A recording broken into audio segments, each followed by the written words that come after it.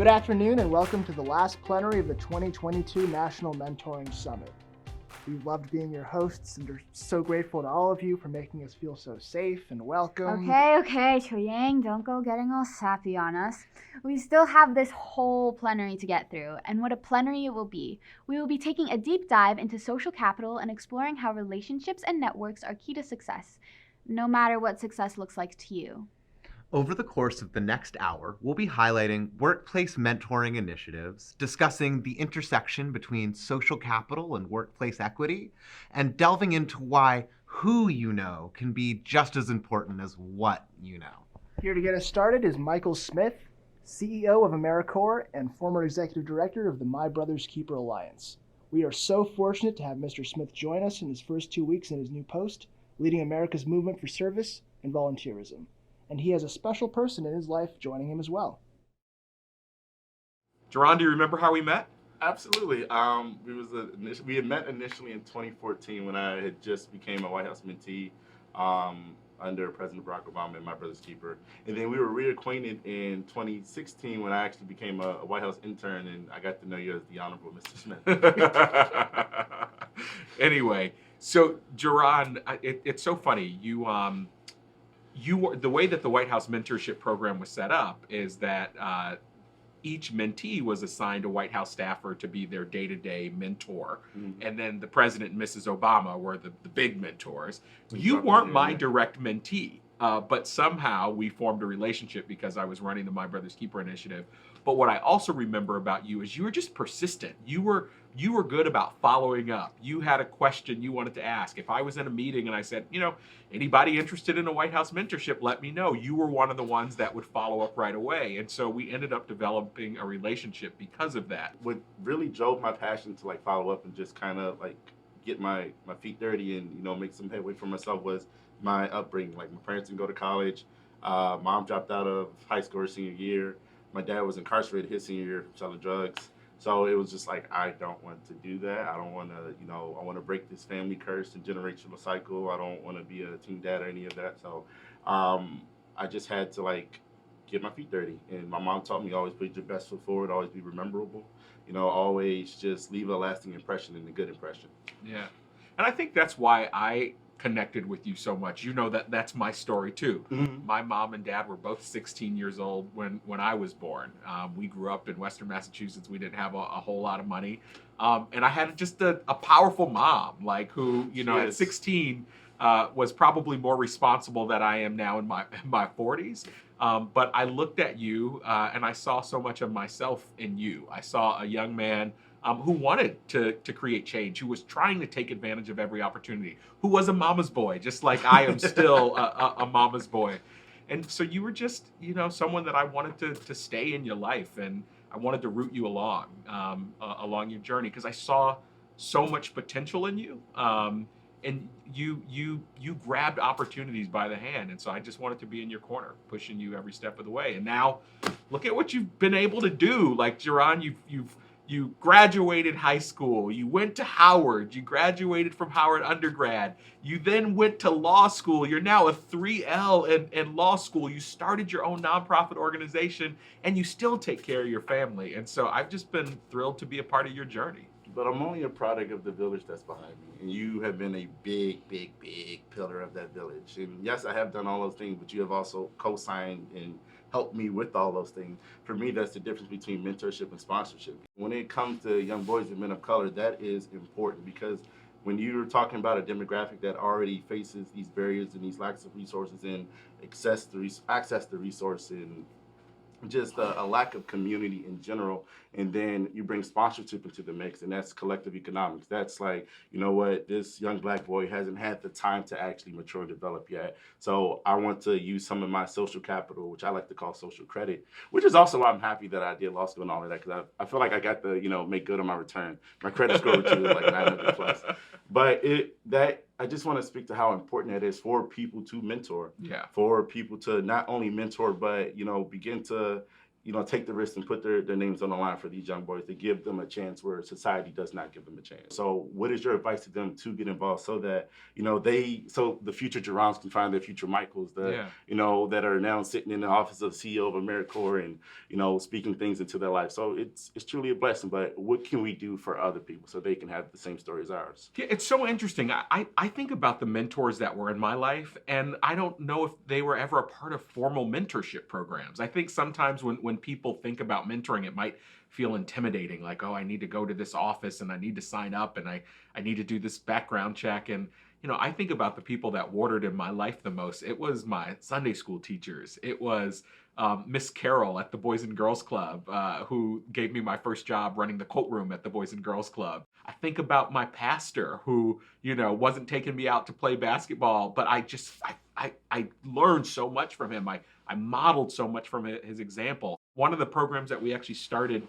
during My Brother's Keeper was the MBK Success Mentor Initiative, and we worked with Mentor on that, and we worked with Hopkins on it. I remember. And the Success Mentorship Initiative was all about combating chronic absenteeism. And so we connected with 250,000 6th and 9th graders.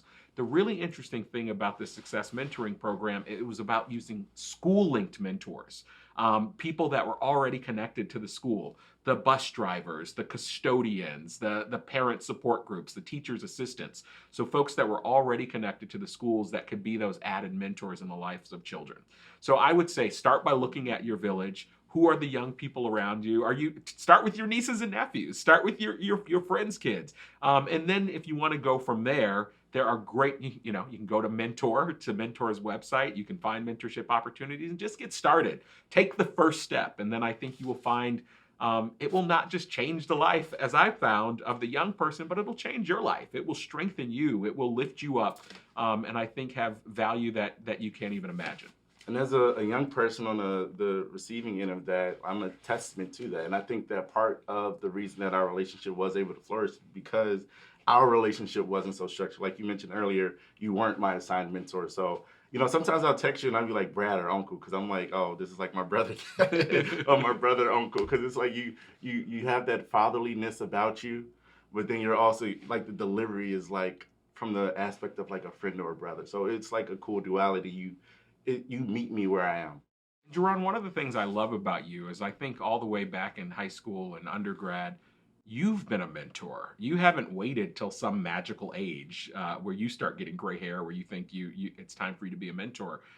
You've started a nonprofit that's about that. But I also remember, like, you were one of the people that would say, "Hey, check, my friend is doing this. Can you help them?" Or, we've had some folks that came to the Obama Foundation because you lifted them up. And I think that's the heart of everything that this has to be about. If all of us would be willing to reach back in the same way that folks reach back to us. It doesn't have to be something extraordinary. It doesn't take a whole lot of money, but to say, I have a responsibility to take care of my village, then there's no limits to where we could go as in individual communities and as a country. Agreed. I absolutely agree. And it takes nothing to say, hey, I got this young kid that I think is great. Can you check him out? Can you read his resume? Can you just talk to him? And that's how it starts. It's as simple as that.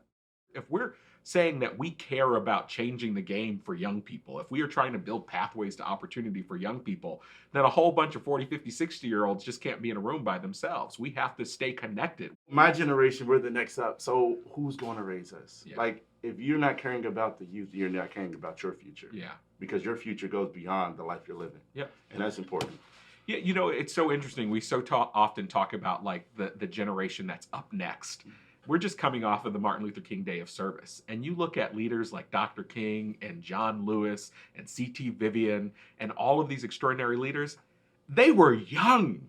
We can't wait for some magical moment when young people become adults and are ready to take the torch. Young people have to lead right now. So we have to start being in relationship with them from a very young age, because in middle school, in high school, that's the time where they need to start getting practice and they need to start taking over and changing the world. And you're already doing it.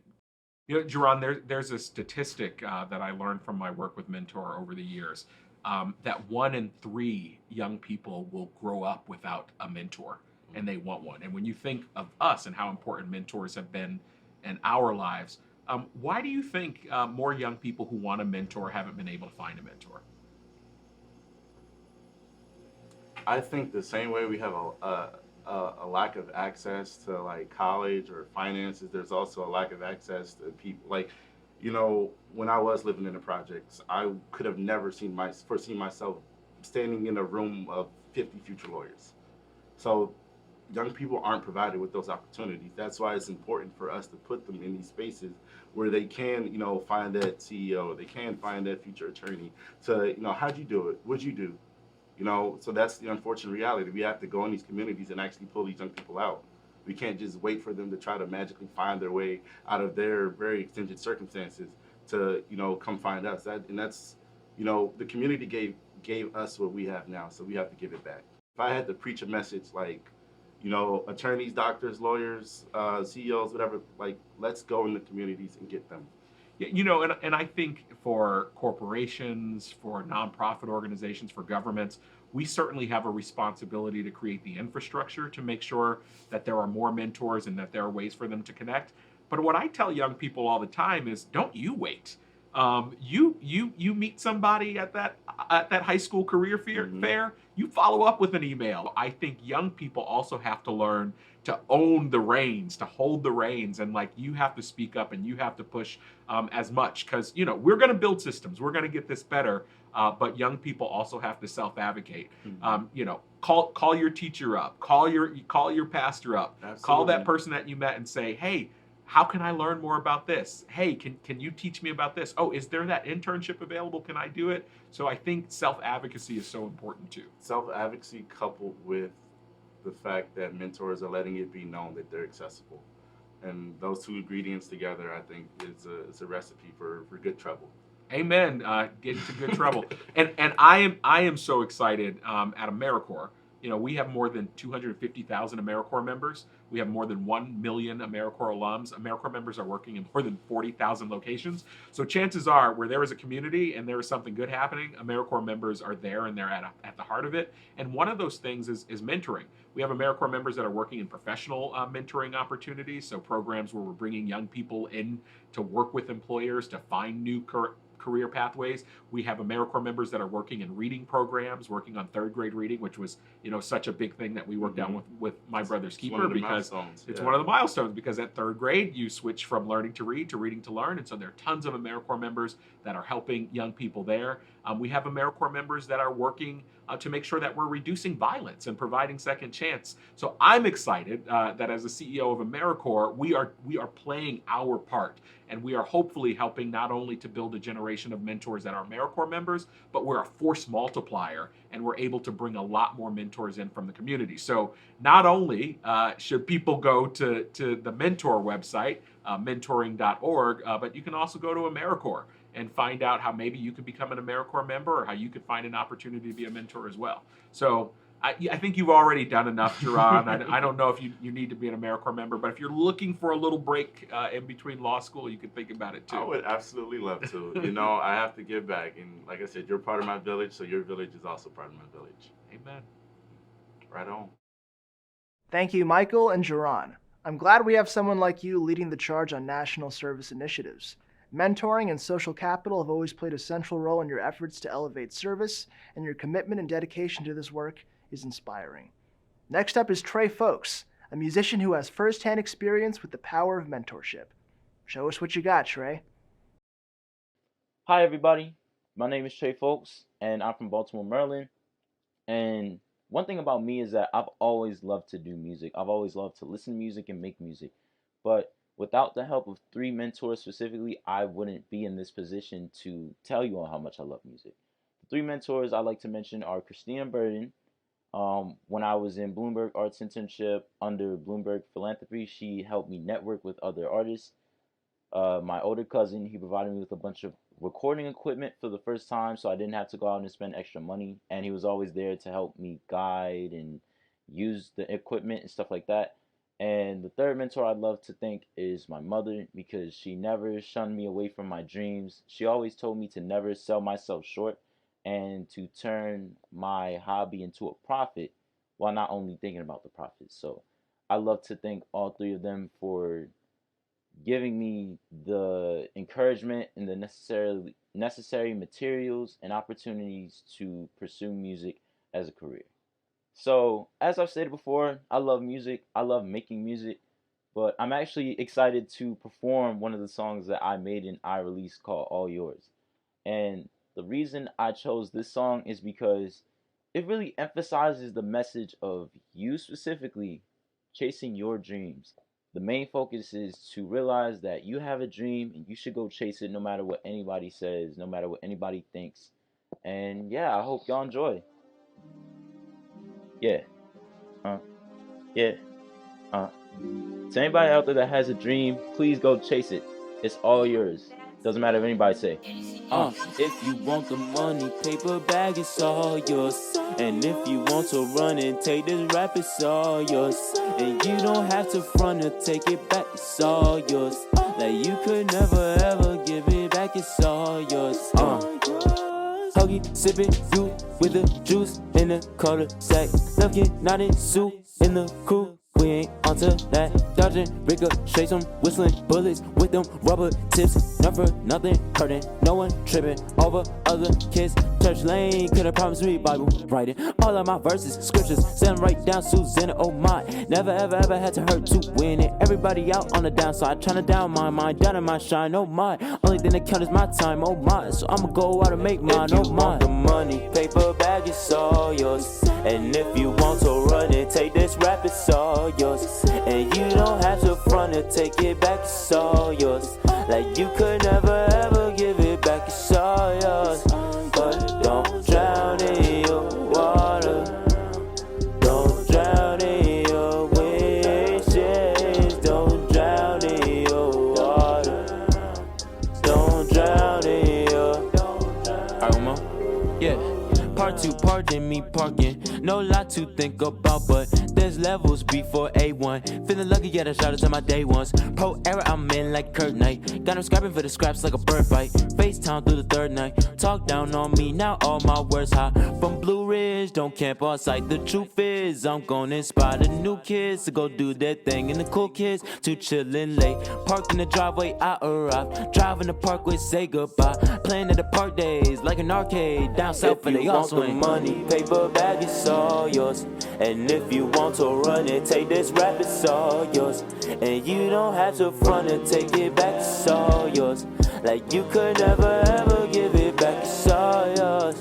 But don't drown in your water. Don't drown in your wishes. Don't drown in your water. Don't drown in your... If you want the... All yours. All yours. What a great message. Sometimes we all need a reminder to not give up on our dreams, and music can definitely help us do that. So can mentors. At the start of this month, Mentor launched an exciting new free resource for any adult looking to become a better mentor. It's very appropriately titled, Becoming a Better Mentor.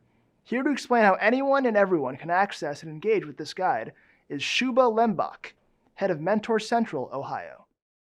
This National Mentoring Month, we are so excited to launch a new resource for the field and for every single adult in our communities.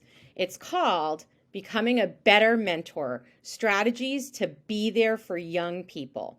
We all want to get better for our young people, and we know it will take everything we've got. While our typical audience for resources has been mostly folks in the mentoring field or starting out in the field, this new free resource combines the insights of research and the insights from folks of all types on the ground to cover 12 key facets of youth-adult partnerships.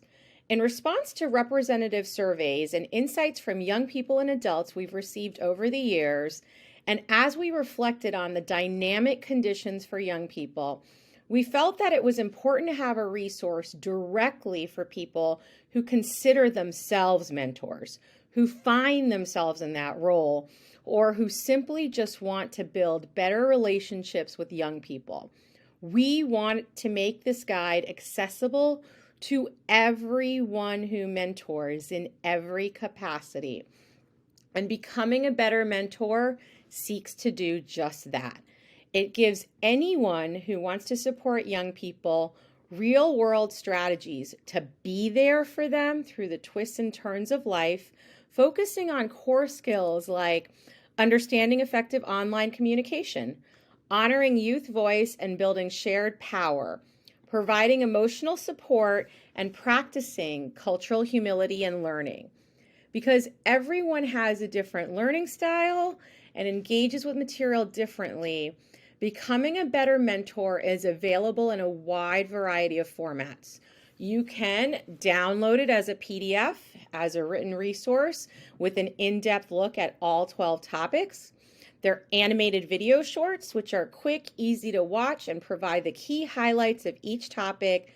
There are also 12 quick tip infographics, which highlight one key takeaway for each section in the resource and are perfect for social media. And finally, there's an audiobook that will be coming soon. Our goal is to make sure that this resource gets in the hands of anyone and everyone who wants to know how to support young people, and we need your help in doing this. You are the folks on the ground who know groups in the community, who may not be running programs, but have great impact on young people and are looking for best practices. So please, please, please go to mentoring.org/Better Mentor to find it in all of its formats. There you will also find our promotional toolkit with suggested language and graphics for social media and to share in your communities. Please help us and share these resources with everyone you know who wants to be a better mentor and to be there for our young people today. And as always, your input on how to make this resource more useful will guide its continuous improvement and wider use. Thank you. If becoming a better mentor wasn't on your list of New Year's resolutions before today, maybe you want to add it now. This new guide sounds like such a great tool for both experienced mentors and for people just starting out or who want to show up better for the young people in their lives. Over the past year, America's Promise Alliance, a longtime partner of Mentor and a summit presenting partner, has spearheaded efforts to center and elevate youth voices like mine. Let's learn more. Hello, everyone, and welcome to Mentor's National Conference. We're really excited that everyone is here joining us today. I'm going to start with a brief introduction of myself. I'm Will Powers. I'm a former youth trustee in America's Promise Alliance, and today I'm joined by two current youth trustees and youth leaders at America's Promise Alliance.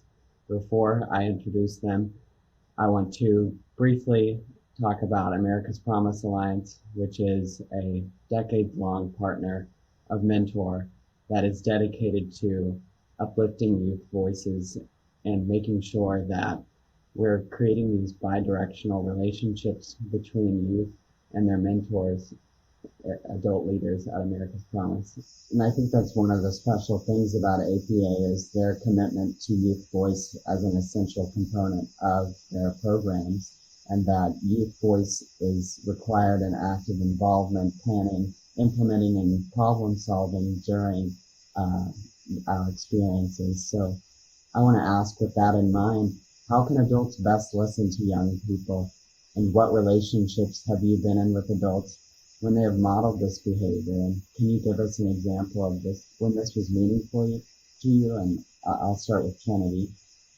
Yes, so I'd say that the best way that adults can listen to youth is really coming with a blank slate, not having any assumptions, any biases, or anything that you predispose notions. Just listening to their experiences and taking them into consideration. Absolutely. And then to piggyback from what Trinity just said, I think something that I immediately think about when I hear this question is just like Maya Angelou's quote about like people, you would never forget how people made you feel. You might forget what people did, what people said to you, but never how people made you feel. Yeah, and I think that's one of the distinguishing characteristics of America's Promise, its approach to youth voice, that, you know, there are so many youth programs that emphasize the importance of youth voice, but the opportunities to practice using voices of young people is often limited. can you give our listeners an example of what a supportive adult or a supportive mentor in your life has looked like, whether through APA or in your personal life? I'll pose that question to Maria first. Your question brings me back to something I said earlier, today about adults being uplifting and enabling, and also about going back to Maya Angelou's quote about how it made me feel in a particularly instance, particularly in a moment or a circumstance where I might be frazzled, flustered, or just not in control of the situation, which happens often to obviously a young person. So I think when it comes to an individual person, I'm just what I'm jumping into automatically is how somebody made me feel in a particular situation. And it was that enabling power of making me feel I could reclaim authorship over a particularly scenario if I had the right support and the right tools and guidance to tackle that problem. Yeah, I think that power sharing and that collective listening in these relationships is so important. And I think what makes mentoring so radical is that idea that you are sharing your capital, your social capital, with young people who don't have access to that. And I think it is one of the most powerful things that you can do as an adult, and it makes you a really powerful ally. And so when we think about that bi-directional power in these relationships, that is essential to an effective mentorship. I want to ask you all, how have you connected with people in your life, your mentors, and those that you go to for these advice and for power sharing? Yes, so I would say that in terms of mentorship, I'm really assertive because I really pay attention to my time and I don't want to just be doing something to do it. So I make a list of things that I want to gain from this person or accomplish while I'm meeting with them. So if it's, I want to talk to someone that you may know in this field. I have a mentor with nonprofit management for sports. So when I talk to her, I'm like, can I speak with someone from the Carolina Panthers? I make it my duty to make sure that I have it in order for what I want to do, because if you don't tell someone, they don't know.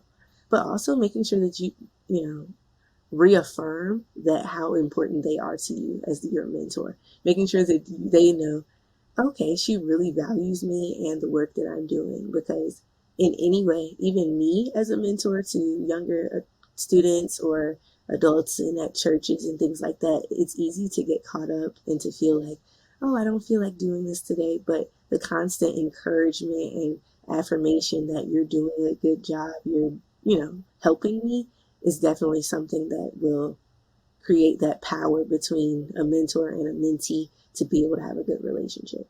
I think that speaks a lot into what actually bi-directional power is, because not only am I trusting that the adult will be able to enabling my power and whatnot, but I'm also that mentorship in the fact that we're pouring into each other's cups. It's pouring into each other's cups in the literally in a bi-directional manner. I think that is also a really big important piece to me, and I think trust is such a big foundation for that.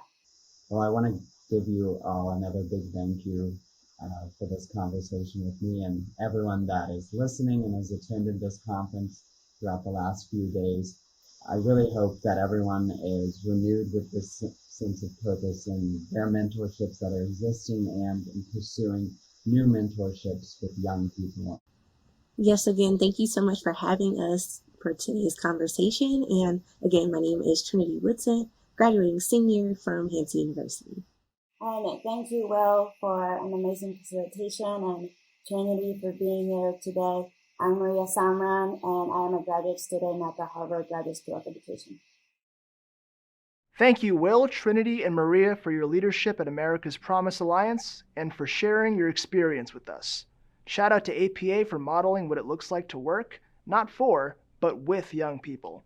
I love the concept of ensuring bi-directional power in mentoring relationships. So cool. We're now going to switch gears a bit, transitioning from resources to opportunities. In a little while, we will hear from a panel of experts on the connection between social capital, workplace mentoring, and workplace equity. But to help us build a good foundation for that conversation, we're going to hear first from from Julia Freeland Fisher, Director of Education at the Clayton Christensen Institute and author of Who You Know, Unlocking Innovations that Expand Students' Networks.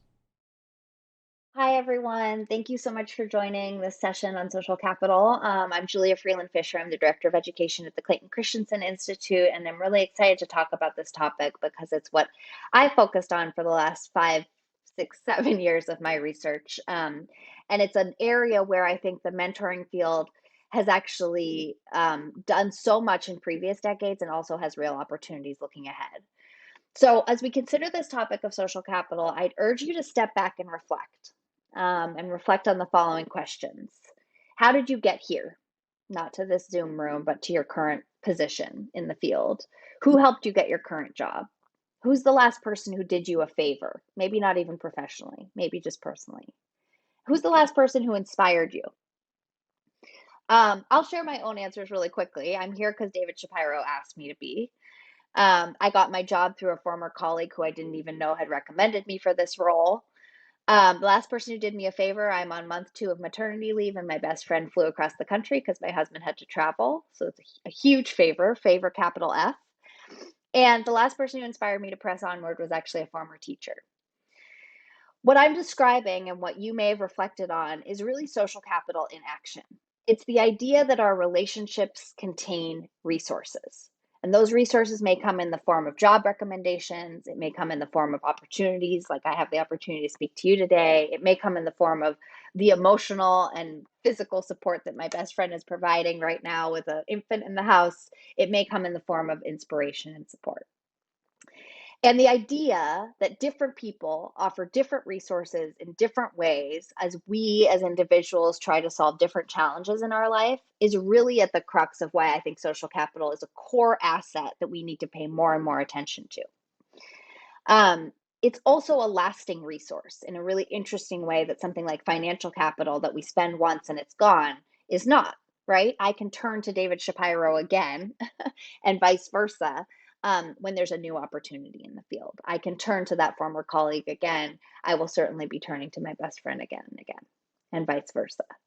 Now, as you listen to this, I suspect many of you are saying, as seasoned professionals in mentoring, okay, Julia, old wine, new bottles. Why are we using this jargon term social capital when what we've been saying for decades in the mentoring field is that relationships matter, relationships have value?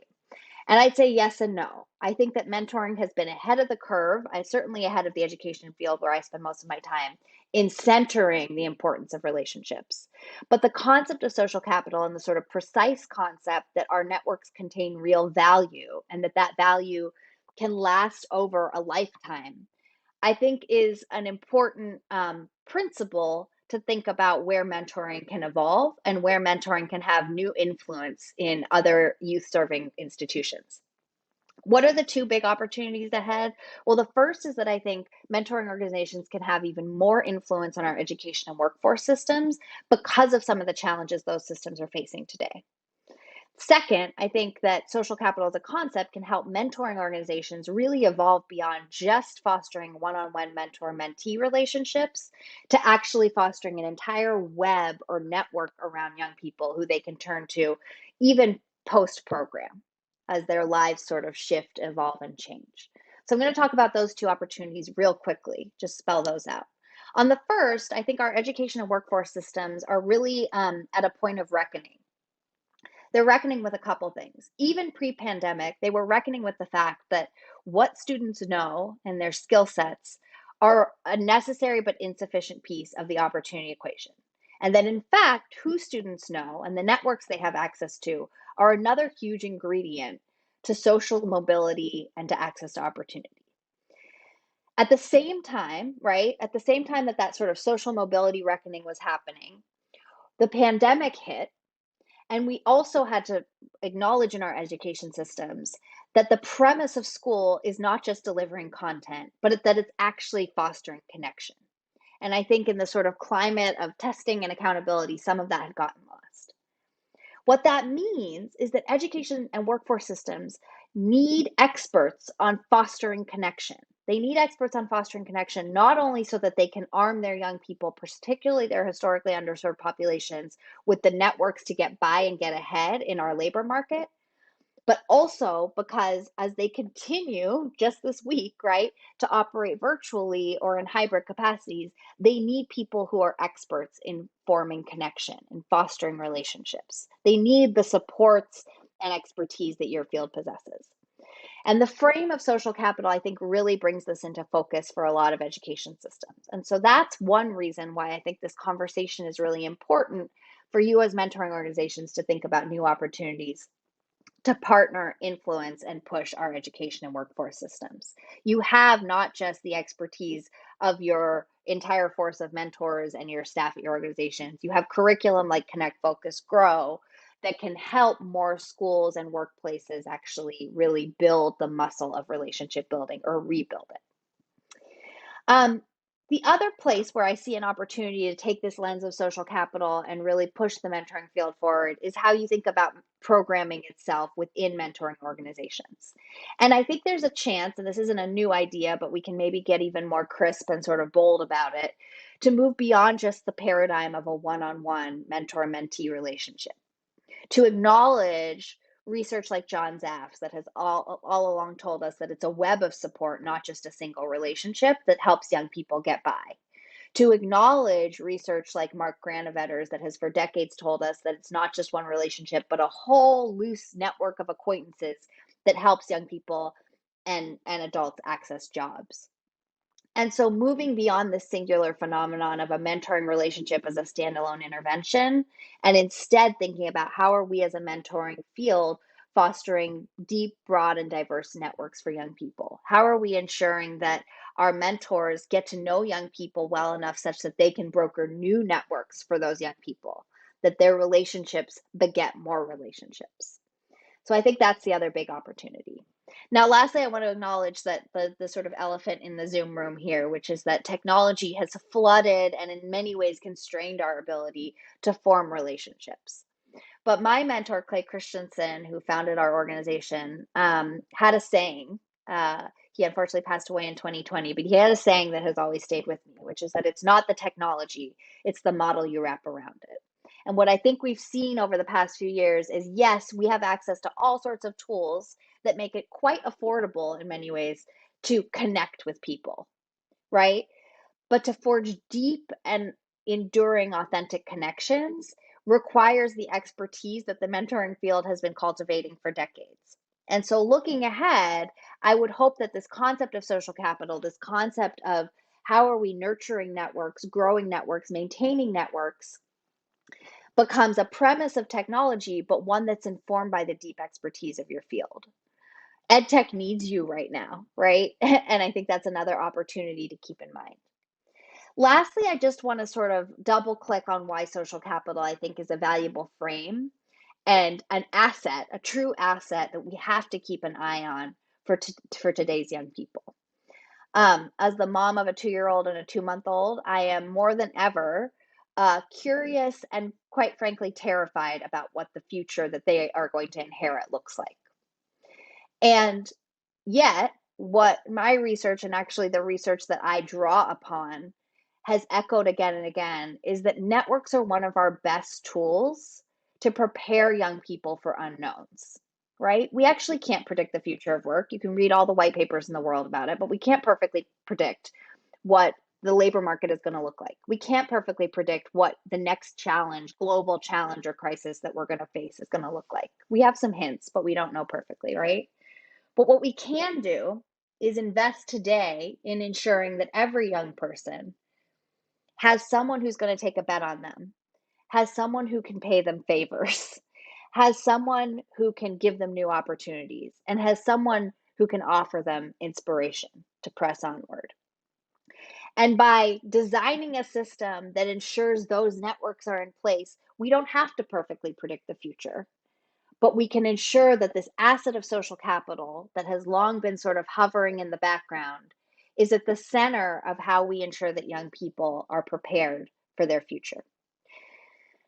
It's another way in which we think about sort of relationships outlasting interventions, outlasting the standalone programs that we work so hard to build and perfect every day, but making sure that the sort of long-term effects of those programs continue to provide value in young people's futures.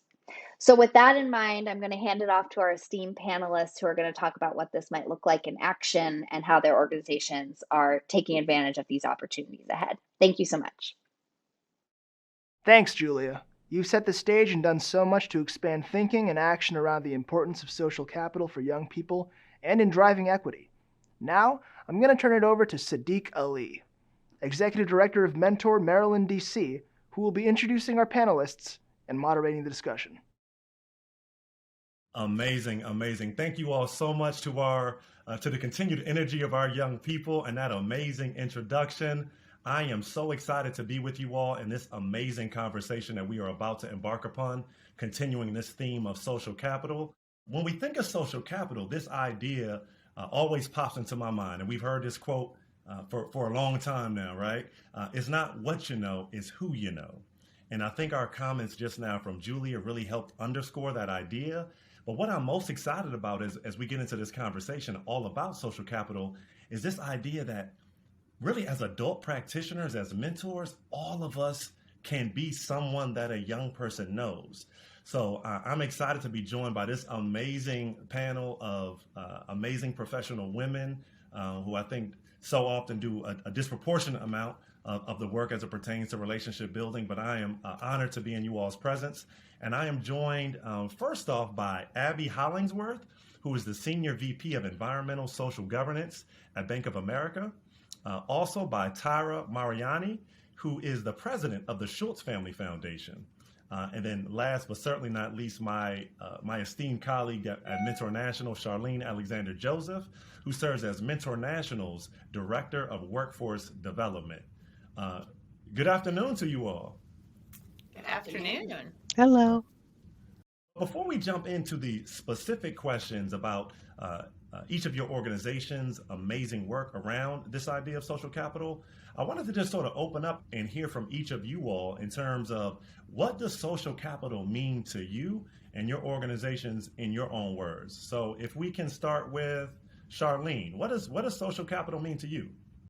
Absolutely. So when I think about social capital and the work I do as the Director of Workforce Development, I really think about how workplaces have an opportunity to center relationships and how mentorship can provide a sense of belonging that young people need to realize their long-term career potential. So social capital is an opportunity for caring adults to open up doors and opportunities to young employees or entry-level employees coming through the workplace. That's awesome. Tyra. Well, I think the way you started is the kind of layman's definition that I think about it, which is who do you know and who do they know and who do they know? And how do you access that network to improve one's life, to achieve one's goal, to navigate life, quite frankly? Abby. I think about social capital as as everything you guys have said, but also the relationships that you have kind of in a toolbox, right? Who are the people that can advocate for you? Who can make a phone call for you? Who can just be a role model for you to show you what is out there and what might be possible for you? So I think all of those people that you know, that the people in your network that can help you in one way or another move along your career path. That's awesome. That's awesome. We're off to a great start. I love that visual, Tyra, of an exponential network, right? Because we're talking multitudes of layers, right? Not just who you know, but who they know and they know. And this ripple effect, that idea of 6 degrees of separation. Thank you for that. So Charlene, so you've been in the workforce development space now for several years. We'd love for you to talk a little bit about the connection between social capital and workforce development, and share a little bit about Mentor's efforts to expand social capital and workplace mentoring. Yeah, absolutely. Overall, mentoring is an employee retention strategy. The National Association of Colleges and Employers reported a retention rate of internal interns at 71%, and that was a 12% increase over external interns. So we know that job experiences really matter, but what the statistic really shows is an emphasis on relationships and getting to know someone and really build rapport provides an opportunity for a caring adult to see themselves as a mentor and then use mentoring in the workplace to help with retention.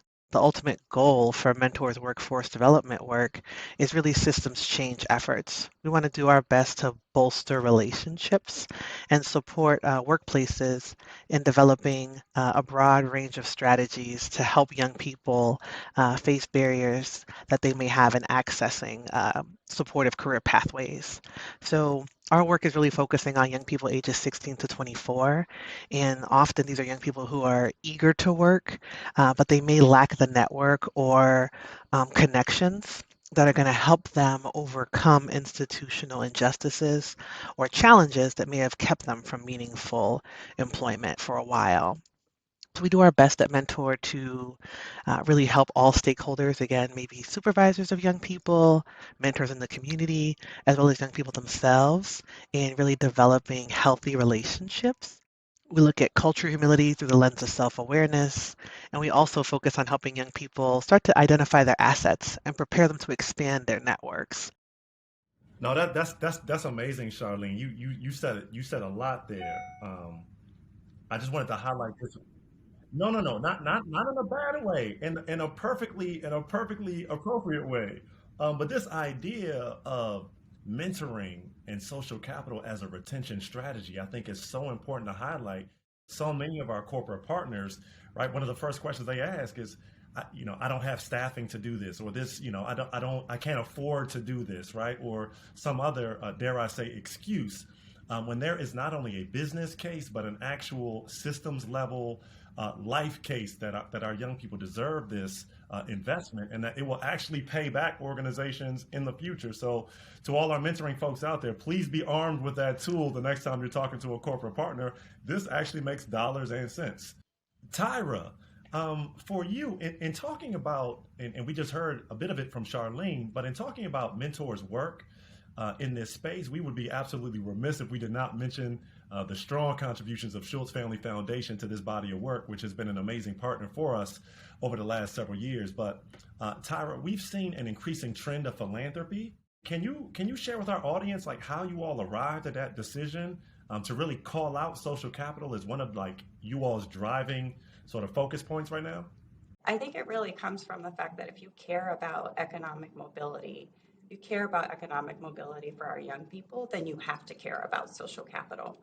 And I think we often think of it as a side thing, or like, yeah, of course we need relationships, when it is so central. And so what we want to do is learn and lift up how central this is, because we know that even if you're highly qualified for a job, social capital alone can make or break career opportunities. So what the foundation hopes to do is lift up all of those like Mentor and others who are doing great work and really bolster it to say, let's not kid ourselves about how important it is. I went to Howard University and I think, oh yes, I went to, thank you, I went to McKinsey Consulting Company because I like work hard and I got really good grades and I went to Howard.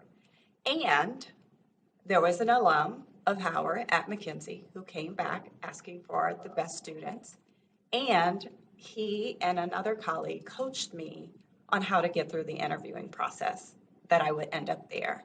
So if you stop at the work hard, get good grades, and don't incorporate this additional piece, I think we're fooling our young people.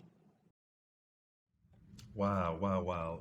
So shout out to Howard University and all HBCUs. First off, both my parents are Howard graduates. Oh, wonderful. So I'm a Howard baby. I ended up at Morgan State in Baltimore, but I digress.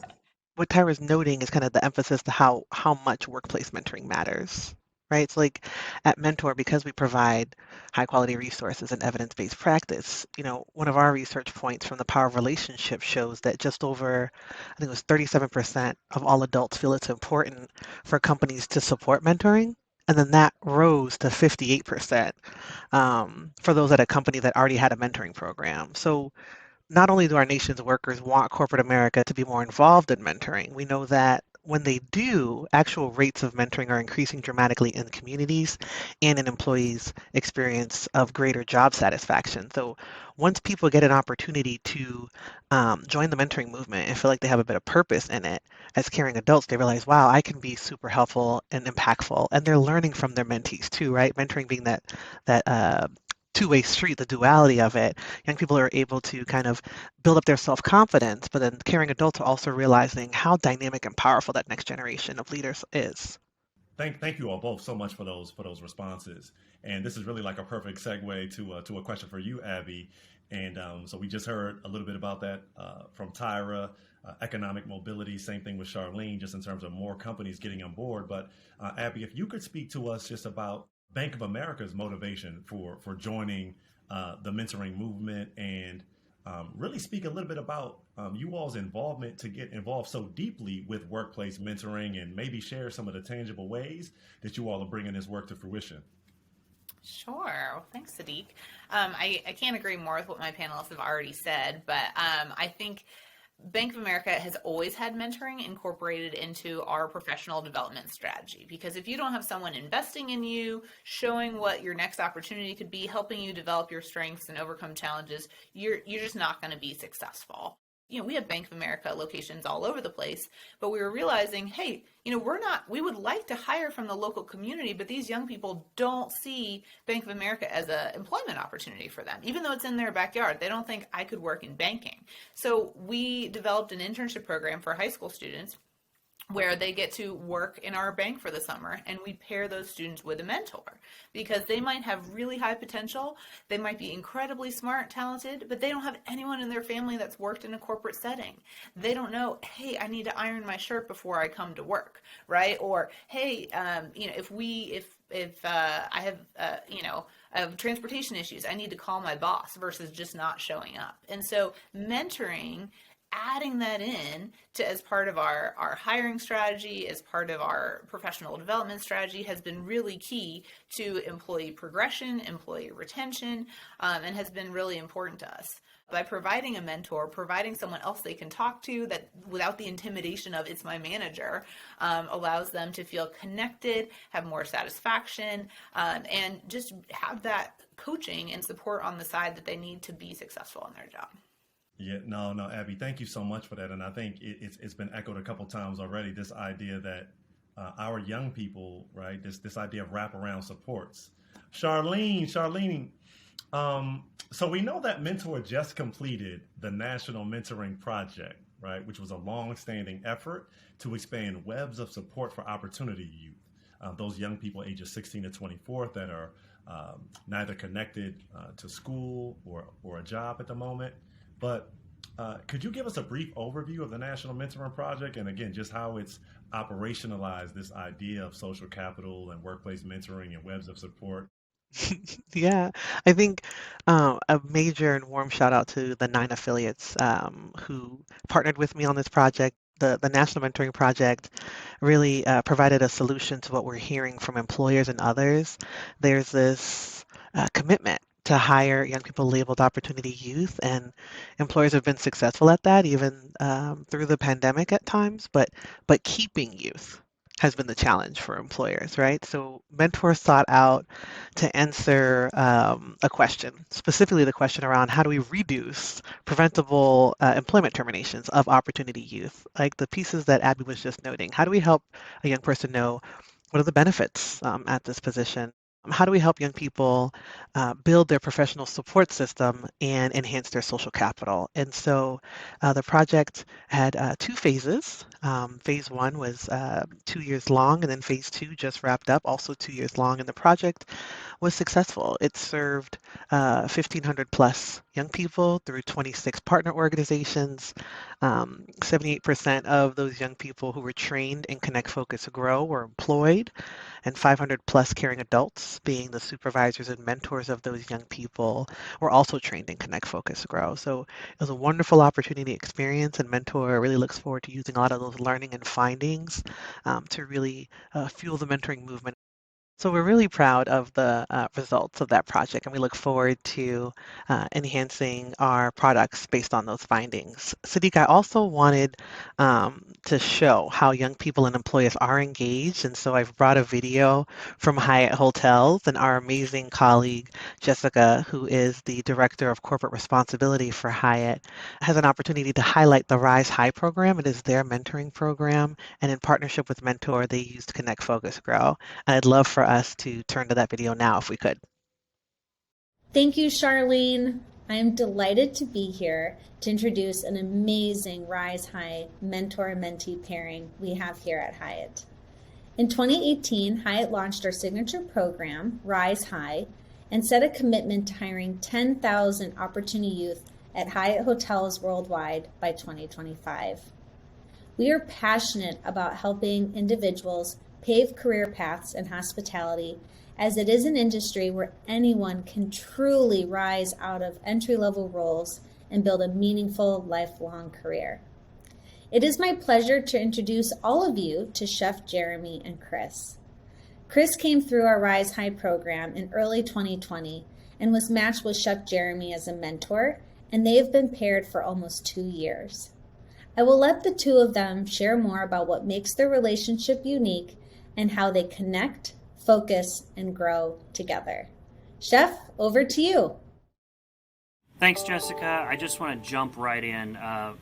Chris and I have been together for almost 2 years now as mentor-mentee. Chris, I want to just have you tell us about what you do and what your position entails in the office. Basically, my position is engineer one in facilities. And basically what I do here in the office is always make sure the conference rooms are intact.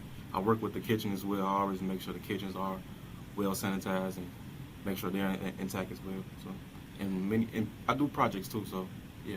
Basically, when I was told that I was having a mentor when I first got here, I was a little skeptical because I came here when I was 24. So I'm like, what do I need a mentor for? And I'm at this age, so it's like I ain't really understanding, but I did understand down the line. Actually, when we started having our talks or we just started meeting, it was like you don't really realize you need a mentor until you actually have one. And I think that's my job as a mentor for you, is to make sure that you have the tools you need.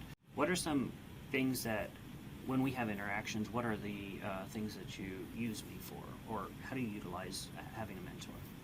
Work-related, personal, anything like that. You just always been like an open ear. So not having an open ear and actually having you being an open ear, it's just like I lean on you more as far as that because I didn't used to have it. So it's like now I have somebody I can actually go to with these issues that I have. So yeah. What's your favorite part about being my mentor? I think as a chef, we're always looking for that light in somebody's eyes when they try something new or try something you've created. And, that's my favorite part, honestly, is seeing Chris try something new that he's never had before and say, oh, wow, this is good. That was absolutely amazing. And I think for us as practitioners in the work that, one of our sort of key objectives is looking for inspiration. Like all of us can do this work at different levels, right? So there's a takeaway that videos and examples like this are giving us is that, man, we have the opportunity to duplicate, replicate at our own personality and strategy to these ideas to make this a reality. And it's really a great demonstration of the power of relationships. So thanks for letting me share that. But I also want to ask you, Sadiq, because you are my colleague. So I'd love to get your perspective on this topic and kind of flip the script on you a little bit. And I was hoping you could share with us some of the partnerships you've built up for Mentor Maryland, DC around career readiness and workforce development. So for me, the core of the National Mentoring Project is layering in multiple layers of support. So there's a community-based mentor, which we really had the pleasure of recruiting and training here locally. But there's a workplace-based mentor. But then there's also a program staff member, right, to help guide them and shepherd them and be the liaison between a lot of these different layers of support. And what the research has told us, what the outcomes of the National Mentoring Project have clearly indicated is that when young people feel supported, they have folks that they can go to and ask silly questions as well as serious questions, that those young people take that information, they go, they apply it, they grow, and they thrive. And for me, that's what the National Mentoring Project allowed us to really bring to reality locally. So in partnership with Urban Alliance and MNT and so many other local partners, Civic Works in Baltimore and several others, we're really excited about this idea. Awesome. Thanks so much for sharing. I know you did a lot of great work in the space again since 2017, and it'd be remiss if, I didn't try to lift it up and have you share some of those amazing accomplishments. No. I appreciate it. And I thank you. So I'm back to moderator now. We're going to wrap this thing up. Again, just an amazing conversation. Really appreciate you all. But the final question that I have for you all as we move towards conclusion is, what are your long-term hopes and dreams for this idea of workplace mentoring and social capital?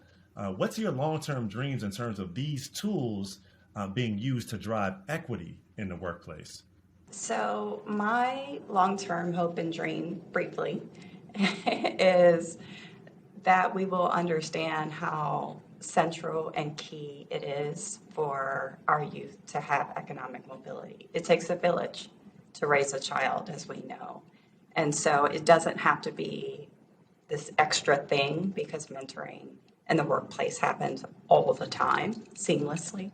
I think the degree to which we understand that and are intentional, employers can reap the benefits of not only pouring into our young people, but also helping them to realize their own goals for their organization. Wow. Two things can be true at the same time. Our young people can hit goals and employers can hit goals. Exactly. Abby, please. Yeah, no, my hope is that mentoring, I think a lot of times gets looked on as a nice to do. Oh, it's nice to have them paired as a mentor, but I'd like it to be institutionalized in all hiring initiatives, in all employee professional development initiatives, and community initiatives, right? Because it's about the talent pipeline. If you don't mentor these young people in the community, they're not going to know about opportunities. And my hope is that these relationships will have incredible value on their own, but also help increase economic mobility for low-income individuals and increase racial equity, because we're exposing these young people to opportunities, getting them in the door, realizing their potential, and seeing them grow within companies. Abby, I see what you did there, the triple layer cake of employee retention, community engagement, professional development. Come on, y'all. The only thing I can add is at Mentor, I'm really excited to frankly disrupt the workforce development system to benefit young people. I want to help create occupational legacy. I want employers to start thinking about how they need more relationship-centered practices in order to retain their young employees, who are then going to value the industry that they're in and pay it forward and intentionally mentor the newcomers that are coming after them. That's really how we help our nation's workforce development system thrive. Thanks to that amazing panel. What an inspiring last panel for our last summit plenary. Okay, Shuying, I think you can get emotional now. It's okay. The moment is past. All I'm feeling now is inspired and really amped up and ready to make even more change. And I hope all of you at home are feeling energized, connected, and ready to keep driving this movement forward. Because while we are close to the end, the day is not quite over. Our final workshop session begins shortly at 2 p.m. Eastern. We still have some amazing content to cover in this session. Remember that all of our workshops have been recorded, so in just a few days, you can log back into our attendee hub and watch any of the workshops that you may have missed. And before we leave today, Mentor CEO David Shapiro has a few words to close us out. David? Thanks, Bonnie, and thanks to Choi Young and Rachel as well. What a trio to ground us, transition us, and guide us through this unbelievable range of voices and content, perspectives and frames over the past 2 days. And I'm so glad we closed out the main stage sessions with that powerful theme and panel. The notion of social capital, the many ways it takes form and shape in our lives, and the need to be intentional about ensuring its presence for all. Social capital is a key driver in our identity, our community, our sense of belonging, our skill development, and our opportunities to map and drive our future with the freedom of safety, stability, agency, and opportunity. I don't know about you, but I am elevated and overwhelmed in the best kind of way. On a practical note, I'm very glad the recordings of everything will be available on the platform for the next month. It solves the problem of wanting to be at all of the workshops at the same time, experience all the exhibitors had to offer, and of course, the way life can more easily intervene when we're experiencing these convenings virtually. I hope you'll also continue to use the virtual community to connect with others in the movement, and that you've made some good connections, discovered new resources, people, perspectives, and ideas over these last few days. Those stories about connections and discoveries from the summit and the way they live on in your organizations, offer solidarity, expand resources, and deepen impact are the fuel that drives us forward. I'm so appreciative of our team, our partners at Sapphire Events, Matter, and Cvent, who helped us pull off this event, especially with the pivot to fully virtual only a few short weeks ago. Our affiliates and their partnership and expert leadership, which was highlighted throughout, are truly our backbone. Our exhibitors and their commitment to this field, all the workshop presenters and speakers who spent the time preparing and sharing insights, they represent so many stakeholders and innovators. And finally, our sponsors who make this event possible and invest in the sometimes overlooked convening, learning, and continuous development improvement that is so vital for all of us to show up at our best in weaving communities. We can certainly pack a lot into a few days, and we're not done. This is my close, but of course, it's not the close of the summit. There's one more workshop block at 2 p.m. Eastern. The fullness of these last 3 days just represent the universality and centrality of relationships across so many domains and stakeholders. We are so grateful to the many of you who started this journey with us Wednesday as we reached 200 congressional meetings, powerful touch points that have led to our success as a movement in the policy and advocacy realm, and our key investments in future advances. At Mentor, our guiding light is for everyone to see themselves in this movement, because it takes all of us and many more to drive the individual and structural changes needed to center relationships as a guiding priority in our communities. Together, we can both walk the road with and for our young people, both the way they find it, while at the same time working to improve the conditions of their journey so that it is more supportive, vibrant, accepting, forgiving, and full of love, purpose, and possibility. I will always end with gratitude for all of you and anticipation for future times together in all kinds of spaces. Our opportunity to keep elevating each other, to show up for each other in the movement, to put all our young people striving first. One day at a time, one step at a time, we pass the baton. We keep learning, we keep adjusting, we keep showing up no matter the conditions and helping others do the same. This is the work. You are the movement. Now is the time. Thank you.